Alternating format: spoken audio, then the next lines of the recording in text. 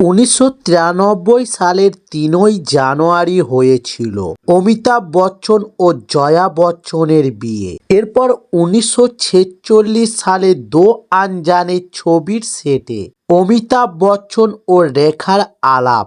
সেখান থেকেই শোনা যায় তাদের সম্পর্কেও জড়িয়েছিলেন, তবে প্রকাশ্যে সম্পর্কের কথা তারা স্বীকার করেননি। এবার এক সাক্ষাৎকারে রাখি বলেন যে রেখাজির ভাগ্যে অমিতাভ ছিলেনই না, কিন্তু উনি এখনো অমিতাভজির নামে সিঁদুর পড়েন। অমিতাভজি কেন যে জয়াকে বেছে নিলেন আমি বুঝি না। উনি কি ঝগড়া করেন? অন্যদিকে রেখাজি কি সুন্দর মর্জিত। অমিতাভের মতো তারকাকে বিয়ে করেও কেন সাজগোজ করেন না জয়া, সেই প্রশ্নও তুলেছেন বিতর্কিত অভিনেত্রী।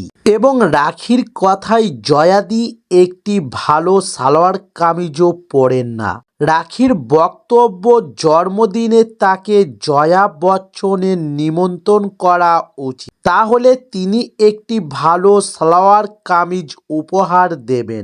জয়াকে ধূসর রঙের চুলের রং করার পরামর্শ দিয়েছেন রাখি এবং অমিতাভের কাছে তার আর্জি, অমিতাভজি আপনি রেখাকে এবার নিজের কাছে নিয়ে আসুন। আজকাল সবাই তো দুটো করে বউ, একটা তো জীবন। আপনি কেন আমাদের রেখাজিকে একা ছেড়ে দিলেন? এবং রাখির চোখে অমিতাভ ও রেখাকে নাকি রাজা রানীর মতো দেখতে লাগে, জয়াকে নাকি মানায় না।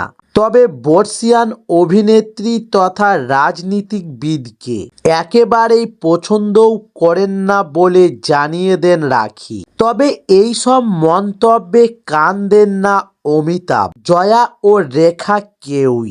নেট নাগরিকরাও রাখির মন্তব্য নিয়ে বলেন, এবারের মতো দৃষ্টি আকর্ষণ করেছেন উনি, পাত্তা দেওয়ার দরকার নেই।